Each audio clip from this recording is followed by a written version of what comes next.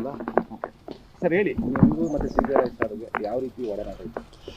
ಸಾರ್ಗೂ ನನಗೂ ತುಂಬ ವರ್ಷಗಳು, ಅಂದರೆ ನಾನು 98ರಿಂದ ಸಾರ್ ಜೊತೆ ಇದ್ದೀನಿ. 98ರಿಂದ ಅಲ್ಲಿ ಅವರು ಹುಟ್ಟುಹಬ್ಬ ಆಗ್ಬೋದು, ಅವ್ರದ್ದೇನೇ ಕೆಲಸ ಆಗಲಿ ನಾನೇ ಮಾಡ್ಕೊಂಬಂದಿದ್ದೀನಿ. ನಂದು ಸೌಂಡ್ ಲೈಟಿಂಗ್ ಕೆಲಸ. ಅವ್ರದ್ದೇನೋ ಒಂದು ಚಿಕ್ಕ ಶಾಮಿಯಾನ ಹಾಕಬೇಕಾದ್ರೂ ಚೇರ್ ಹಾಕಬೇಕಾದ್ರೂ ನನಗೆ ಹೇಳ್ತಾಯಿದ್ರು. ಆಮೇಲೆ ಸಾರ್ ಈಗ ನಮಗೆ ಇಷ್ಟು ಬೃಹದಾಕಾರ ಇಷ್ಟು ದೊಡ್ಡದಾಗಿ ಎಮ್ಮರವಾಗಿ ಬೆಳೆದ್ರೂ ಅವರೇ ಇದರಲ್ಲೇ ನಾವು ಇರ್ತಾಯಿದ್ವಿ. ಯಾಕಂದರೆ ಅವರು ಇಷ್ಟು ದೊಡ್ಡದಾಗಿ ಬೆಳೆದ್ರೂ ನಮ್ಮಂಥವ್ರನ್ನ ಕೈ ಬಿಡ್ತಾ ಇರಲಿಲ್ಲ. ನಮಗೆ ಕರೆದು ಕೆಲಸ ಹೇಳೋರು. ದುಬೈಯಲ್ಲಿದ್ದರು, ಅವ್ರು ಅಲ್ಲಿಂದನೇ ಫೋನ್ ಮಾಡಿ ಕನ್ನಡದಲ್ಲೇ ಮಾತಾಡ್ತಾಯಿದ್ರು. ಕನ್ನಡದಲ್ಲಿ ಮಾತಾಡಿ ನಮಗೆ ಮನ್ರಾಜ್ ಈ ಥರ ಕೆಲಸ ಇದೆ ಮಾಡಪ್ಪ ಅಂತ ಹೇಳ್ತಾಯಿದ್ರು. ಪ್ರತಿ ವರ್ಷ ಬರ್ತ್ಡೇ ನಾವೇ ಮಾಡ್ತಾಯಿದ್ವಿ, ನಮ್ಮ ಕಾನ್ಫಿಡೆಂಟ್ ಕ್ಯಾಸ್ಕೆಟಲ್ಲೇ ಮಾಡ್ತಾಯಿದ್ವಿ. ಅದೆಲ್ಲ ನಮ್ಗೊಂಥರ ಖುಷಿ ಆಗ್ತಾಯಿತ್ತು. ಅಲ್ಲ, ಅವರೇ ಫೋನ್ ಮಾಡಿ ಹೇಳ್ತಿದ್ರು? ಹೌದು, ಅವರೇ ಫೋನ್ ಮಾಡಿ ಹೇಳ್ತಾಯಿದ್ರು. ಅವರೇ ಫೋನ್ ಮಾಡಿಬಿಟ್ಟು ನೋಡಪ್ಪ ಈ ಥರ ಬರ್ತಾಯಿದ್ದೀನಿ, ಎಲ್ಲ ರೆಡಿ ಮಾಡ್ಕೊ ಅಂತ ಹೇಳೋರು ಅಷ್ಟೇ. ನಾವೆಲ್ಲ ನಮಗೆ ಯಾವ ಥರ ಬೇಕೋ ಆ ಥರ ಎಲ್ಲ ರೆಡಿ ಮಾಡ್ತಾಯಿದ್ವಿ. ಇದು ವರ್ಷ ಅಂದರೆ 98ರಿಂದನೂ 2025ವರೆಗೂ ಒಂದು ವರ್ಷ ಬಿಟ್ಟು ಮಿಕ್ಕಿದೆಲ್ಲ ವರ್ಷ ಬರ್ತ್ಡೇ ನಾವೇ ಮಾಡಿದ್ದೀವಿ.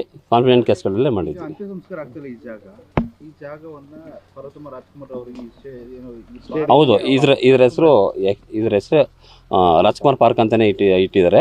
ಆಮೇಲೆ ಪಕ್ಕದಲ್ಲಿ ಸ್ಟೇಡಿಯಂ ಇದೆ, ಇದಕ್ಕೆ ರಾಜ್ಕುಮಾರ್ ಸ್ಟೇಡಿಯಂ ಅಂತಲೇ ಹೆಸರು ಇಟ್ಟಿದ್ದಾರೆ. ರಾಜ್ಕುಮಾರ್ ಪಾರ್ವತಮ್ಮ ಅಮ್ಮನ ಕರ್ಕೊಂಬಂದೆ ಅವ್ರ ಕೈಯಲ್ಲಿ ಇನಾಗ್ರೇಷನ್ ಮಾಡ್ತಿರೋದು. ಆಗ್ಲೇ ಅವ್ರಿಗೆ ಕನ್ನಡ ಅಂದ್ರೂ ತುಂಬ ಇಷ್ಟ. ಅದಕ್ಕೆ ಎಲ್ಲ ಕಡೆ ಹೆಸರು ಅಷ್ಟೇ ಕನ್ನಡದಲ್ಲೇ ಅವ್ರು ಹಾಕ್ತಾಯಿದ್ರು. ರಾಜ್ಕುಮಾರ್ ಕ್ರೀಡಾಂಗಣ ಅಂತಲೇ ಹಾಕಿದ್ದಾರೆ. ಇಲ್ಲೇ ಅವ್ರಿಗೆ ಅಂತ್ಯ ಸಂಸ್ಕಾರ ಆಗಬೇಕು ಅಂತ ಯಾಕೆ ಆಸೆ ಪಡ್ತಿದ್ರು?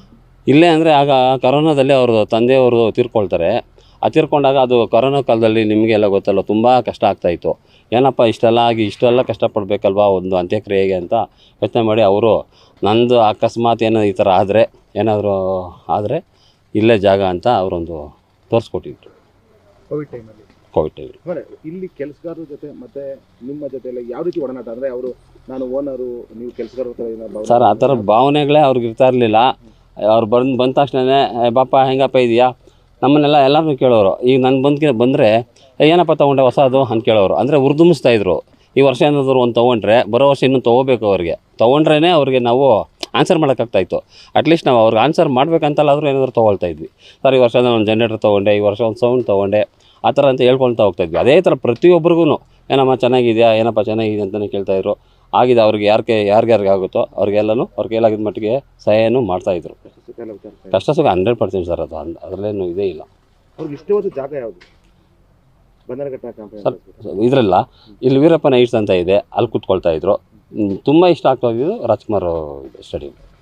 ನಾನಿಲ್ಲಿ ಸೈಟ್ ಇಂಜಿನಿಯರ್ ಕೆಲಸ ಮಾಡ್ತೀನಿ. 6 ವರ್ಷ ಮೇಲೆ ಮಾಡ್ತಾಯಿದ್ದೀನಿ ಸರ್ ಹತ್ರ.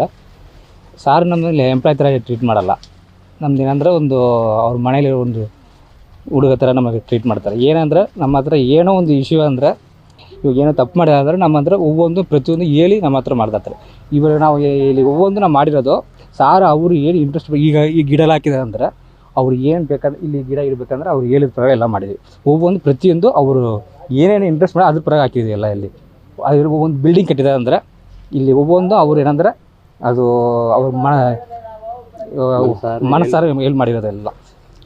ಏನಂದರೆ ಇವತ್ತು ಈ ಜಾಗ ಅಂದರೆ ಅವ್ರು ತುಂಬ ಈ ಬನಾನ ಅಂದರೆ ಅವರೆಲ್ಲ ತುಂಬ ಇಷ್ಟ ಅವ್ರಿಗೆ. ಈ ಬನಾನ ಈ ಮರ ಸುತ್ತ ಅಂದರೆ ಗ್ರೀನ್ ನ್ಯಾಚರ್ ಅಂದರೆ ತುಂಬ ಇಷ್ಟ ಸಾರ್ಗೆ. ನಿನ್ನೆ ಯಾವಾಗ ಗೊತ್ತಾಯ್ತು ವಿಚಾರ ಯಾವಾಗ ಬಂದು ಮನಸ್ಸಾತಿ ಪಡಿತಿದ್ರಾ? ಇದೇ ಜಾಸ್ತಿ ಬಂದೆ ಅಂದರೆ ಈ ಜಾಗ ಫುಲ್ ಇದು ಮಾಡ್ತಾರೆ ಸರ್. ಅವರು ಲೈಕ್ ಮಾಡೋದು ಜಾಸ್ತಿ. ಯಾವಾಗ ಬಂದು ಅಂದರೆ ಈ ಜಾಗ ನೋಡ್ಕೊಂಡೇ ಹೋಗೋದು ಸರ್. ಅವರು ಗಾರ್ಡನ್ ಫುಲ್ ನ್ಯಾಚರ್ ಇದು ಗಾರ್ಡನ್ ಗ್ರೀನ್ ಅಂದರೆ ಅವ್ರಿಗೆ ಫುಲ್ ಇಂಟ್ರೆಸ್ಟ್. ಅದು ಈ ಏರಿಯಾ ಅಂದರೆ ತುಂಬ ಇಷ್ಟ ಅವ್ರಿಗೆ. ನಿನ್ನೆ ಯಾವ ಥರ ನಿಮ್ಗೆ ವಿಚಾರ ಗೊತ್ತಾಯ್ತು? ನನಗಂದರೆ ನಾವು 4 ಗಂಟೆ ಮೇಲೆ ಗೊತ್ತಾಯ್ತು ಸರ್. ಅದು ನಾವಿಂದ TV ಚಾನಲ್ ಏನು ನೋಡ್ಕೊಂಡು ಹೋಗಿ ಆಮೇಲೆ ನಮ್ಗೆ ತುಂಬ ಬೇಜಾರಾಗಿದೆ ಸರ್. ಅದು ಜೊತೆ ಇಷ್ಟು ದಿನ ನಮ್ಮದೇ ತುಂಬ ಬೇಜಾರಾಗಿದೆ ಸರ್. ಅದು ಫ್ಯಾಮಿಲಿ ಎಲ್ಲ ಬರ್ತಿದೆ ಇಲ್ಲಿಗೆ? ಫ್ಯಾಮಿಲಿಯಲ್ಲಿ ಸ್ವಲ್ಪ ಬೆಂಗಳೂರು ಬಂದು ಮೇಡಲ್ಲ ಬಂದರೆ ಕಂಪಲ್ಸರಿ ಬರ್ತಾರೆ ಸರ್. ಇಲ್ಲಿ ಸಾರ್ ಜಾಸ್ತಿ ಲೈಕ್ ಮಾಡೋದು ಈ ಜಾಗ ಸರ್. ಮಕ್ಕಳು ಬಂದಾಗ ಕಂಪಲ್ಸರಿ ಬರ್ತಾರೆ ಸರ್. ಅಲ್ಲಿ ಬೆಂಗಳೂರು ಸಾರ್ ಬಂದಿದೆ ಅಂದರೆ ಡೈಲಿ ಈ ಜಾಗ ನೋಡಿ ರೆಸಾರ್ಟ್ ಬಂದಿಲ್ಲ ಅಂದ್ರೆ ಈ ಏರಿಯಾಗೆ ಬಂದು ಕಂಪಲ್ಸರಿ ಬರ್ತಾರೆ ಸರ್. ಅವರು ಬೆಂಗಳೂರು ಸಿಟಿ ಕಡೆ ಅವರು ಪ್ರಾಜೆಕ್ಟ್ ಕಡೆ ಜಾಸ್ತಿ ಈ ಏರಿಯಾ ತುಂಬ ಲೈಕ್ ಮಾಡ್ತಾರೆ ಸರ್. ಅವರು ನಿರ್ಭೀತ, ನಿಷ್ಪಕ್ಷಪಾತ, ವಿಶ್ವಾಸಾರ್ಹ ಸುದ್ದಿಗಳಿಗೆ ಮತ್ತೊಂದು ಹೆಸರಾಗಿರೋ ನ್ಯೂಸ್ 18 ಕನ್ನಡ ಈಗ ಆಪ್ನಲ್ಲೂ ಲಭ್ಯ ಇದೆ. ದಯವಿಟ್ಟು ಇಲ್ಲಿರೋ QR ಕೋಡ್ ಅನ್ನು ಸ್ಕ್ಯಾನ್ ಮಾಡಿಕೊಂಡು ಆಪ್ ಡೌನ್ಲೋಡ್ ಮಾಡೋದಕ್ಕೆ ಮರಿಬೇಡಿ. ನಿಮ್ಮ ಬೆಂಬಲ ಹೀಗೆ ಸದಾ ನಮ್ಮೊಂದಿಗಿರಲಿ. ಧನ್ಯವಾದ.